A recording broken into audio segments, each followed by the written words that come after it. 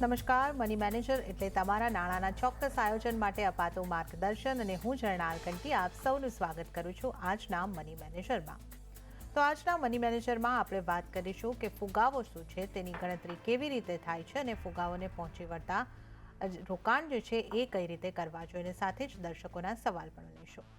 તો મની મેનેજરમાં આપણે ઘણીવાર કહેતા હોઈએ છીએ કે જ્યારે તમે તમારા ધ્યેય માટે ભંડોળ નક્કી કરો છો ત્યારે ઇન્ફ્લેશન એટલે કે ફુગાવાની ગણતરી પર ખાસ કરી લો. પણ ફુગાવો શું છે એ તમે જાણો છો? ફુગાવાની ગણતરી કઈ રીતે કરવી અને ફુગાવાને પહોંચી વળાય એવા રોકાણ આપણે કઈ રીતે કરવાના છે, આ તમામ અંગે આજે આપણે ચર્ચા કરીશું. અને આ ચર્ચામાં આપણી સાથે જોડાયા છે મની મંત્રના ફાઉન્ડર વિરલ ભટ્ટ. વિરલભાઈ, સ્વાગત છે આપનું CNBC બજાર પર. આપ સ્ટુડિયોની અંદર આજે આવ્યા છો, આપનો આભાર. તો આપણે ખાસ ચર્ચા આજે જે મુદ્દો ચર્ચા કરવો છે કે જે રીતે મેં કહ્યું કે આપણે ઘણીવાર કહેતા હોઈએ છીએ કે જે તમારા ધ્યેય નક્કી કરો છો એની અંદર ઇન્ફ્લેશનની ગણતરી કરવી ખૂબ જરૂરી છે, નહીંતર તમારું આખું પ્લાનિંગ ખોટું પડી શકે છે. તો સૌથી પહેલાં તો આ ઇન્ફ્લેશનની ગણતરી કરવી કેમ જરૂરી છે, બેઝિક થોડો આઈડિયા આપો. જર્નાબેન, તમારો આભાર. તમે મને આ ડિસ્કશન માટે ઇન્વાઇટ કર્યો. ઇન્ફ્લેશન છે ને, મને હંમેશા એમ લાગે કે એક સાયલેન્ટ કિલર છે. આમ જોવા જઈએ ને તો ઇંગ્લિશમાં એને હંમેશા કહેવાય કે એક સાયલેન્ટ કિલર છે. અને ફાઇનાન્સના પોઈન્ટ ઓફ વ્યૂથી વાત કરીએ તો ડેફિનેટલી એક સાયલેન્ટ કિલરનો રોલ હંમેશા એ ભજવતો હોય છે. પણ આ ઇન્ફ્લેશનની અગર વાત સમજીએ ને તો આમ જોવા જઈએ તો આપણું જે પરચેસિંગ પાવર, આપણને કોઈ પણ વસ્તુ ખરીદવી હોય ને એ પરચેસિંગ પાવરને આપણું ઓછું કરે છે. એ એક બહુ જ મોટો ઇમ્પોર્ટન્ટ છે.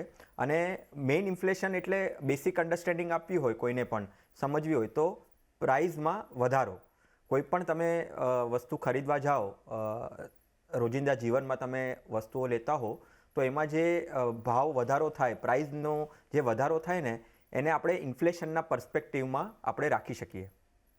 બરાબર છે. તો આપણે અહીં આગળથી ઇન્ફ્લેશનને જો સમજવું હોય બેઝિક રીતે, તો જે કિંમતની અંદર વધારો થતો તમે જોઈ રહ્યા હશો, જે મોંઘવારીની વાત આપણે કરતા હોઈએ છીએ, એ મોંઘવારીને કઈ રીતે પહોંચી વળવી એટલે કે ઇન્ફ્લેશન કે ફુગાવો, આ શબ્દ આપણે જેને કહીએ છીએ, આ આપણને સમજવામાં થોડા ભારી લાગે છે. પરંતુ જે રીતે વિરલભાઈ તમે વાત કરી કે વસ્તુની કિંમતો વધતી જાય છે, તો સામાન્ય રીતે અને જે રીતે આપણે જોતા હોઈએ છીએ કે ઘરની સામાન્ય વસ્તુઓથી લઈને આપણે જે રોજબરોજની વસ્તુઓ વાપરીએ છીએ, પેટ્રોલ ડીઝલની કિંમતો હોય છે કે આપણો હોટલની અંદર ખાવા પીવાનો, અને શા માટે હોટલની અંદર આપણે જે ઘરનું કરિયાણું લાવતા હોઈએ છીએ, દરેકની કિંમતોની અંદર આપણે સમયની સાથે ફેરફાર થતો જોતા જ હોઈએ છીએ.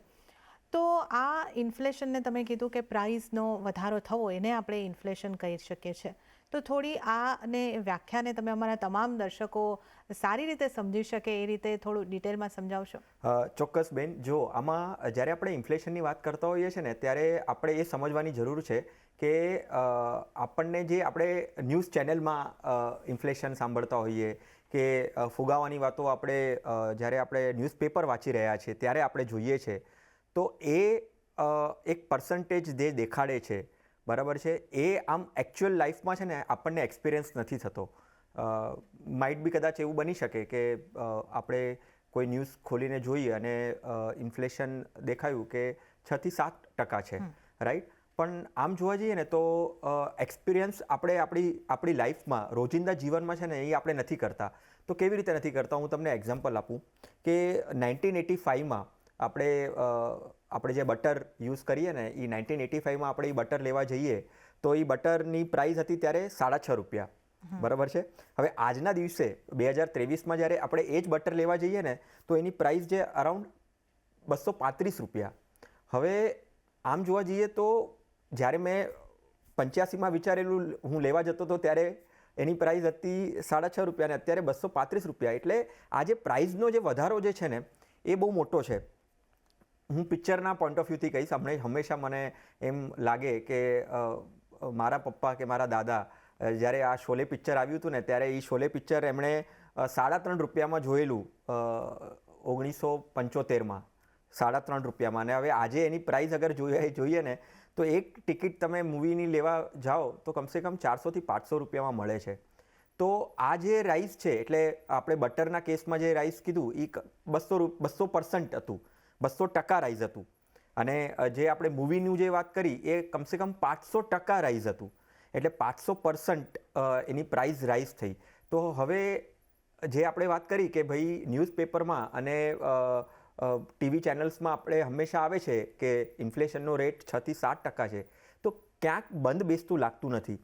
તો લોકોને સમજવાની જરૂર એ છે કે ઇન્ફ્લેશન જે છે એ તમારો જે પ્રાઇઝનો વધારો જે છે એને તમારે સમજવું જોઈશે કે ભાઈ પ્રાઇસ વધારો ડેફિનેટલી થાય છે, તો એ 5-6%થી પ્રાઇસ વધારો નથી થતો. પ્રાઇસ વધારો જે થાય છે ને એ જે તમે વર્ષો તમે વિત્યા હશે, જે ડેવલપમેન્ટ થયું હશે, purchasing power as a country બહુ સારું થયું હશે, પણ એની સામે સામે જ્યારે પરચેસિંગ પાવર કન્ટ્રીનું સારું થાય ત્યારે જે ઇન્ડિવિજ્યુઅલ માણસ હોય એ ક્યાંક ત્યાં એને પ્રોબ્લેમ થવાનો જ છે. અને ઇન્ફ્લેશન ડેફિનેટલી વધે છે, પ્રાઇસ રાઇઝ વધારે થાય છે, પરચેસિંગ પાવર ઓછો થાય છે, પણ સાથે સાથે સામેવાળાની ઇન્કમમાં પણ વધારો થતો હોય છે, રાઈટ. તો આપણે ઇન્ફ્લેશન અને ઇન્કમ આ બે બહુ હંમેશા વિરોધાભાસક કહી શકાય એ ચર્ચા છે. પણ હા, ઇન્ફ્લેશન બહુ જ ઇમ્પોર્ટન્ટ છે અને ઇન્ફ્લેશનને ધ્યાનમાં રાખવું જ્યારે પણ આપણે ફાઇનાન્શિયલ ઇન્વેસ્ટમેન્ટ્સની વાત કરતા હોઈએ કે ફાઇનાન્સ મેટરમાં ઇન્ફ્લેશનનો ભાગ હંમેશા રહ્યો જ છે અને આવતો જ રહેશે. પણ સમજવાની વાત એક જ કે એક તો પરચેસિંગ પાવર તમારો ઓછો થાય છે, એટલે તમારી જે લેવાની છે, એટલે માની લો કે તમે પેટ્રોલની ભાષામાં કહું કે પેટ્રોલ આપણે 100 રૂપિયાનું પેટ્રોલ આપણે લેવું હોય, બરાબર ને, તો 100 રૂપિયાનું પેટ્રોલ જ્યારે આપણે 1985માં લેવા જતા હતા તો 12 લીટર તમને મળી શકતું હતું, બરાબર છે. હવે એ જ પેટ્રોલ 2007માં હું જ્યારે 100 રૂપિયામાં લેવા જતો તો મને 2 લીટર મળતું, બરાબર છે. હવે એ જ પેટ્રોલ હું જ્યારે આજના દિવસે, બરાબર છે, 2023માં લેવા જાઉં છું તો મને 1 લીટર પણ માંડ મળે છે, કાં તો મળતું પણ નથી, બરાબર છે. તો જે પરચેસિંગ પાવર ઓછો કરે છે ને, કારણ કે 100 રૂપિયાની વેલ્યુ ઓછી કરી નાખી ને એણે. 100 રૂપિયાની વેલ્યુ જે 1985માં હતી અને 12 લીટર મળી શકતું હતું, પણ આજના દિવસે તો એ જ 100 રૂપિયામાં મને 1 લીટર પણ માંડ નથી મળતું. તો આ ઇન્ફ્લેશન બહુ જ સમજવાની જરૂર છે લોકોને. તો ઇન્ફ્લેશનને આપણે અહીં આગળથી સમજી રહ્યા છે અને ઇન્ફ્લેશન કે ફુગાવો આપણે જેને કહી રહ્યા છે, એટલે વસ્તુની કિંમત વધવી અને આપણી જે ખરીદ શક્તિ છે એની અંદર ઘટાડો થવો, આને આપણે જે ખાસ કરીને જે સમજી શકીએ છીએ કે આ ઇન્ફ્લેશનની અસર જે છે કે એનો અર્થ જે છે એને આપણે અહીં આગળથી ખાસ કરીને સમજી શકીએ છીએ. વિરલભાઈ, હવે આપણે આ ફુગાવો શું છે, ઇન્ફ્લેશન શું છે, એ તો આપણા દર્શકોને સમજાવી દીધું છે, પણ આપણે ઇન્ફ્લેશનના આંકડાઓ આવતા જોઈએ છે કે આપણું ઇન્ફ્લેશન 7%ની આસપાસ છે, આ રીતે આપણે આંકડાઓ આવતા જોઈએ છે. તો આ ઇન્ફ્લેશન જે છે એ કઈ રીતે ગણાય છે એ પણ અમને સમજાવશો.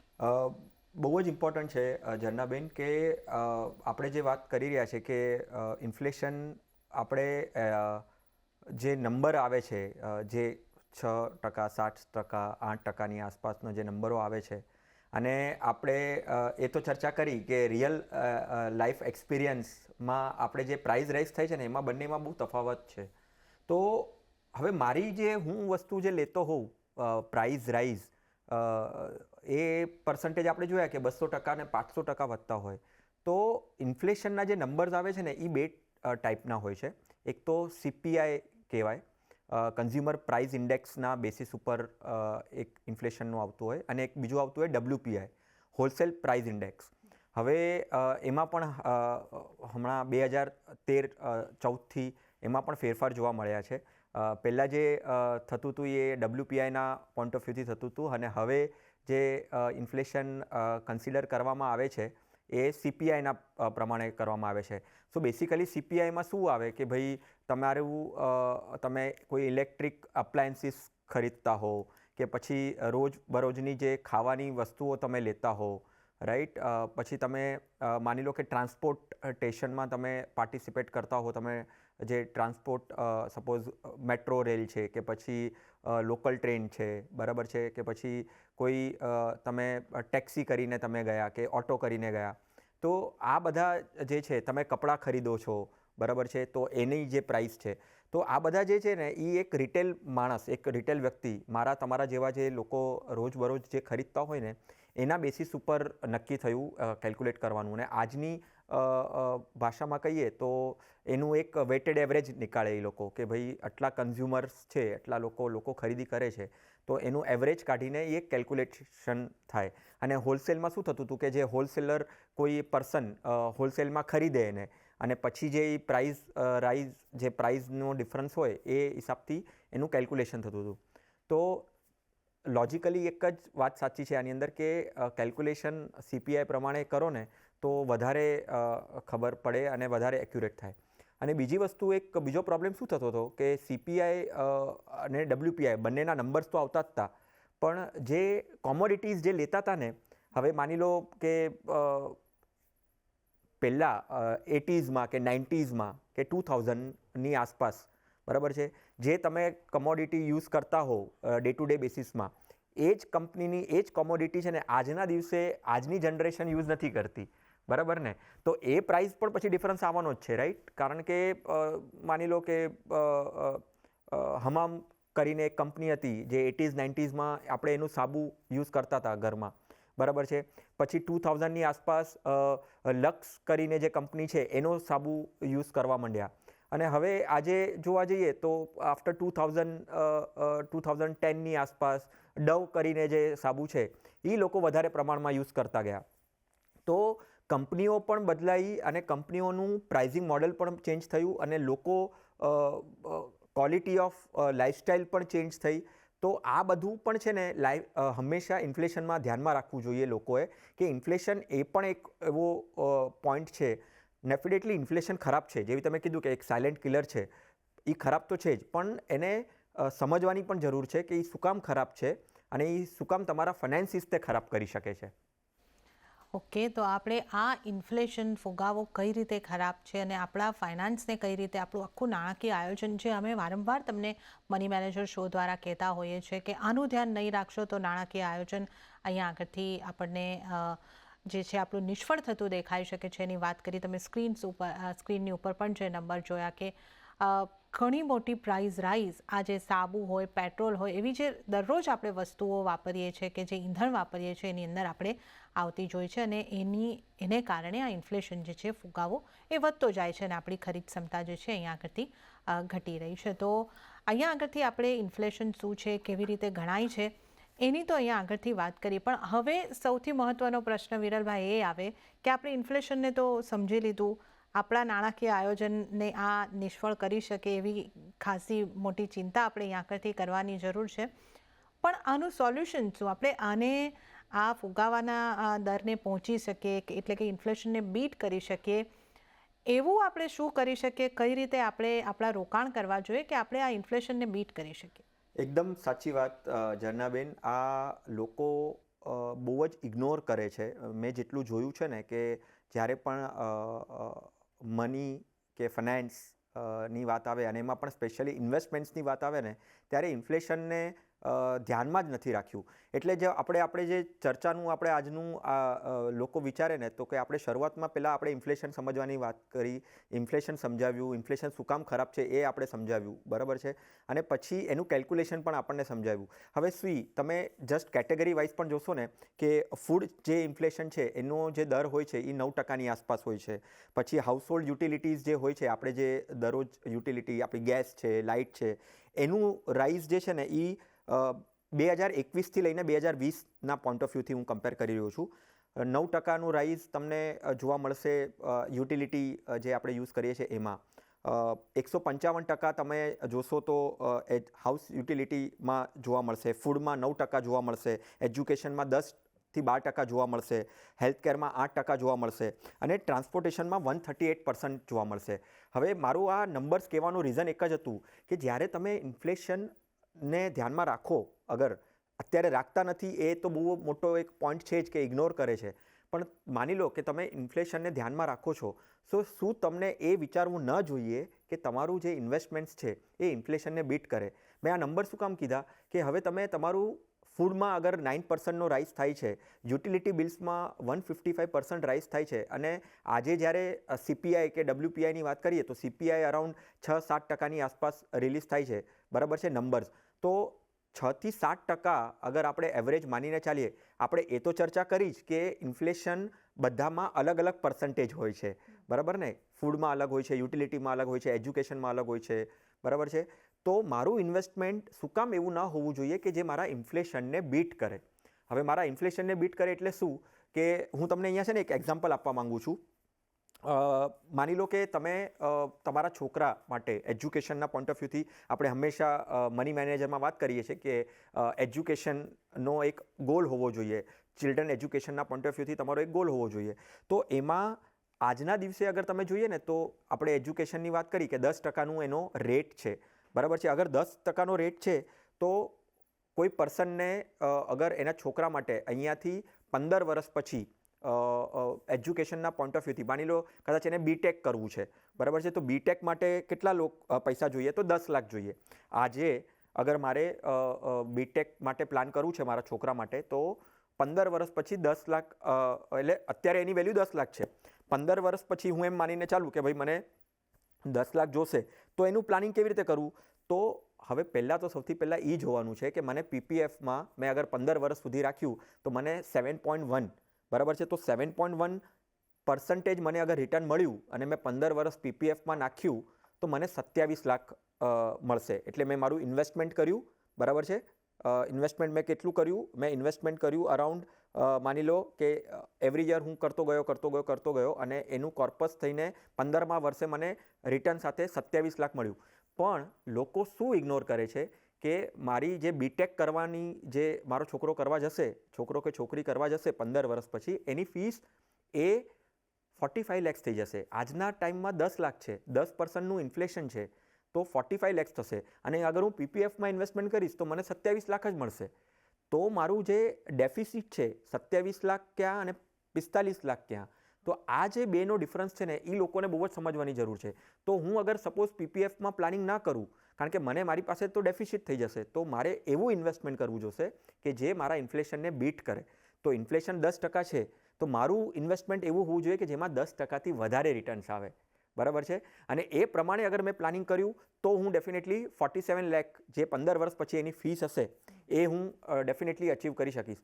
પણ મારું લક્ષ્ય એ હોવું જોઈએ કે મારી પાસે ઇન્ફ્લેશન રેટ હોવો જોઈએ અને ઇન્વેસ્ટમેન્ટ એવું હોવું જોઈએ કે જે એ ઇન્ફ્લેશન રેટને બીટ કરે.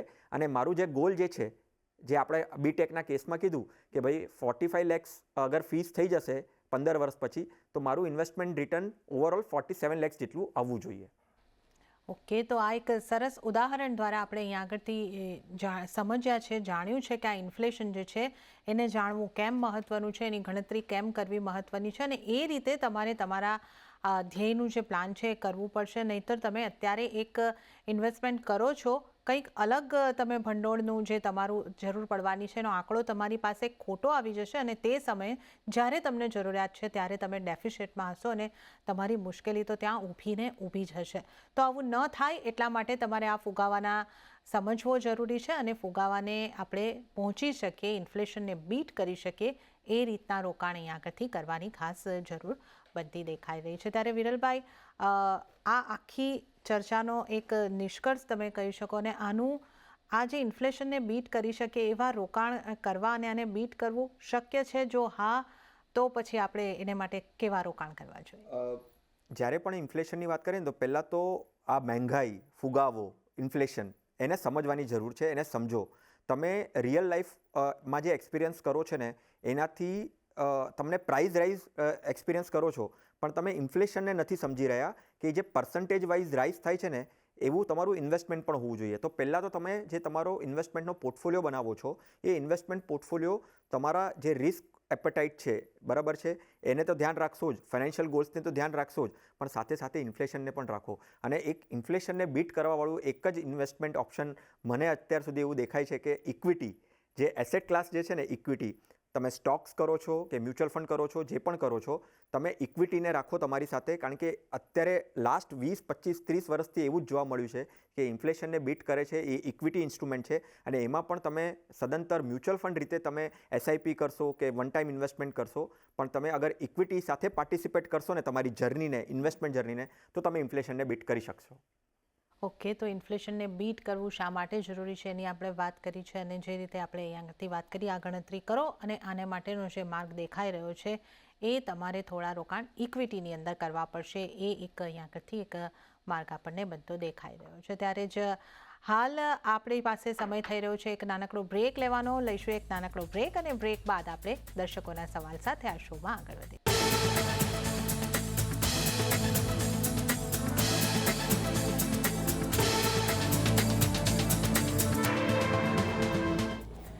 વિરામ બાદ મની મેનેજરમાં આપનું ફરી એક વખત સ્વાગત છે. અને આજે હવે આપણે દર્શકોના સવાલ તરફ આગળ વધીશું અને દર્શકોની સમસ્યાનું નિવારણ કરવા તેમને માર્ગદર્શન આપવા માટે આજે આપણી સાથે વિરલ ભટ્ટ જોડાયેલા છે. તો વિરલભાઈ, જે પહેલો સવાલ આવી રહ્યો છે એ છે અસિત રાઠોડનો. એમણે જે સવાલ પૂછ્યો છે એ રીતનો છે કે માર્કેટની સ્થિતિ જે પણ હોય, પણ જો મારો ધ્યેય છે એને મેળવવો હોય, ફુગાવાને પહોંચી વળે એવા રિટર્ન મેળવવા હોય, તો મારી રોકાણની સ્ટ્રેટેજી કેવી હોવી જોઈએ? આખો આજે આપણે ચર્ચાનો વિષય, આપણો મુદ્દો એ જ રહ્યો હતો. અને મને આનંદ છે કે આપણા દર્શકો જે છે એમની અંદર આ જાગૃતિ છે, સમજી રહ્યા છે અને આવા સવાલ પૂછી રહ્યા છે. જી વિરલભાઈ, આપણે આપણે કઈ રીતે માર્ગદર્શન આપીશું? એકદમ સાચી વાત. ઇન્ફ્લેશનને ધ્યાનમાં રાખે છે ને, અને એમાં સવાલમાં પણ પૂછ્યું છે, તો એ બહુ જ સારી વાત છે. એનો એક જ આન્સર છે, ક્વિક આન્સર એ છે, આપણે ચર્ચા પણ કરી, ઇક્વિટી ઇન્વેસ્ટમેન્ટ્સને ધ્યાનમાં આપે. એટલીસ્ટ પહેલાં છે ને 7 વર્ષનો ટાઈમ રાખે કે મારે છે ને જે પણ હું ઇન્વેસ્ટમેન્ટ કરીશ, કારણ કે મારે ફુગાવાને અગર મારે બીટ કરવું છે, બરાબર છે, એનાથી બીટ કરીને મને કંઈક રિટર્ન સારું મેળવવું છે. કારણ કે જો તમે જ્યારે ઇક્વિટીની વાત કરશો ને તો તમને 12 થી 14% તમે એક્સપેક્ટેડ રિટર્ન લઈને ચાલી શકશો. 7 વર્ષનો ટાઈમ હોરાઇઝન રાખજો. તમારા રિસ્ક એપેટાઇટમાં ઇક્વિટીને એડ કરો. થોડુંક રિસ્ક લાગશે તમને, પણ 7 વર્ષ સુધી તમે રાખશો તો ઇન્ફ્લેશનને ઇક્વિટી જ છે એ બીટ કરશે. કારણ કે ડેટ ઇન્સ્ટ્રુમેન્ટ જે છે, પીપીએફ લઈ લો, એફડી લઈ લો, એ તમારા ઇન્ફ્લેશનને બીટ નહીં કરે. ઇક્વિટી જ તમને તમારા ઇન્ફ્લેશનને બીટ કરશે. ઓકે, તો તમારા ઇન્ફ્લેશનને જો બીટ કરવું હોય તો ઇક્વિટીની અંદર રોકાણ કરો. આ જ એક માર્ગ છે કે જેનાથી તમે માર્કેટની સ્થિતિ જે પણ રહેતી હોય, તમારે જો ઇન્ફ્લેશનને બીટ કરવું હોય તો ઇક્વિટીની અંદર તો તમારા રોકાણ રહેવા જ જોઈએ. આગળનો સવાલ લઈએ, જે આવ્યો છે તનુજાબેન શાહનો. એમણે કહ્યું છે કે હું માસિક 2,000 થી 5,000 રૂપિયાનું રોકાણ કરી શકું છું, તો તે માટેના વિકલ્પ મને સૂચવજો. અને એમણે જણાવ્યું છે કે ઓલરેડી તેઓ એક 3,000 રૂપિયાની આરડી કરી રહ્યા છે, પરંતુ ત્યાં એમને જેવા જોઈએ છે એવા સારા રિટર્ન નથી મળી રહ્યા. અને આ સાથે એમણે એમ પણ પૂછ્યું છે કે એમણે અટલ પેન્શન યોજનામાં રોકાણ કરવું જોઈએ. એમની ઉંમર જે છે 39 વર્ષની છે અને એમણે જણાવ્યું છે કે મારા કોઈ નોમિની નથી. તો આમને કઈ રીતે આપણે માર્ગદર્શન આપીશું? એકચ્યુઅલી છે ને બેન, હંમેશા શું થાય લોકોનું, ઝરનાબેન, કે જ્યારે પણ ઇન્વેસ્ટમેન્ટ્સ કરતા હોય ને તો આમણે જેવી રીતે કીધું કે મને મારા મન મુજબ રિટર્ન્સ મને નથી મળી રહ્યા. તો મન મુજબ રિટર્ન્સ એટલે એવું જ થાય કે છે ને તમે ઇન્ફ્લેશન તમારા ધ્યાનમાં ના હોય અને તમારી જે મોંઘવારી છે એ તમારા ઇન્વેસ્ટમેન્ટ રિટર્ન, જેવી રીતે એમના કેસમાં આરડી જે છે, હવે આરડીનું રિટર્ન કદાચ માની લો 5 થી 6% આવતું હશે, બરાબર છે, અને એમનું ઇન્ફ્લેશન એટલે જે લોકો મોંઘવારી જે છે, જે ખર્ચો કરતા હશે એ જ કદાચ 8-9% હશે, તો એ તો ડેફિસિટમાં છે, નેગેટિવમાં છે. તો ડેફિનેટલી રિટર્ન વાઇઝ અગર હમણાં જે વિચારે છે પ્લાન કરવાનું, એ મ્યુચ્યુઅલ ફંડમાં એસઆઈપી કરે, ઇક્વિટી મ્યુચ્યુઅલ ફંડમાં કરે, થોડો લોંગ ટર્મનો હોરાઇઝન રાખે, બરાબર છે, 5, 7, 10 વર્ષની આસપાસનો રાખશે તો એ આરડીને પણ બીટ કરી દેશે. એક છે ને એનાલિસિસ છે ખાલી, 7 વર્ષ સુધી તમે અગર મ્યુચ્યુઅલ ફંડમાં રહો છો ને તો તમને નેગેટિવ રિટર્ન્સ તો મળતું જ નથી, એની સાથે કમસે કમ 7 થી 8% રિટર્ન તો આવે જ છે, બરાબર છે. વર્સ્ટ ફંડને પણ, એટલે બહુ જે ખરાબ ફંડે પણ આપ્યું હોય ને એ પણ 7 થી 8% રિટર્ન આપ્યું છે. નેગેટિવ રિટર્ન તો જવા દો. તો આ એક બહુ જ ઇક્વિટી જે ઇન્વેસ્ટમેન્ટ જે છે ને એ એક બહુ જ સારી એસેટ ક્લાસ છે, એ લોકોએ જોવું જોઈએ. ઓકે, તો તમારે માટે અહીંયા આગળથી તનુજાબેન ખાસ સલાહ કે તમારે પણ ઇક્વિટીની અંદર રોકાણ કરવું જોઈએ તો તમને સારા રિટર્ન ચોક્કસથી મળી શકે છે. અને 7-1 વર્ષનો સમય તમે ચોક્કસપણે રાખો તો તમને સારા રિટર્નની એક આશા તમે અહીંયા આગળથી રાખી શકો છો. તો થોડો સમય આપો અને ઇક્વિટીની અંદર રોકાણ કરો. તો આ સાથે જ વિરલભાઈ, આપનો ખૂબ ખૂબ આભાર. આપ અમારી સાથે જોડાયા અને આપણે એક સરસ સમજ પણ દર્શકોને આપી અને દર્શકોની સમસ્યા માટે તમે માર્ગદર્શન પણ કર્યું. આપનો ખૂબ ખૂબ આભાર. તો દર્શકોને પણ આપ જણાવી દઈએ કે જો તમને પણ આવા કોઈ પર્સનલ ફાઇનાન્સને લગતા સવાલ હોય તો અમને તમે લખી મોકલો તમારું નામ, શહેર અને ઉંમરની સાથે. અમને ઈમેલ કરી શકો છો money@nw18.com પર, અને ફેસબુક પર પણ અમને લખી શકો છો facebook.com/cnbc બજાર પર, અને ટ્વીટ પણ કરી શકો છો twitter.com/ /CNBC બજાર પર. આ ઉપરાંત જો તમારે વોટ્સઅપ કરવું હોય તો વોટ્સઅપ કરો 7506660000. તો આ સાથે મની મેનેજરના આ એપિસોડમાં તો હાલ પૂરતું આટલું જ. હાલ મને પણ આપશો રજા. વધુ અપડેટ્સ અને સમાચારો માટે આપ જોતા રહો CNBC બજાર. નમસ્કાર.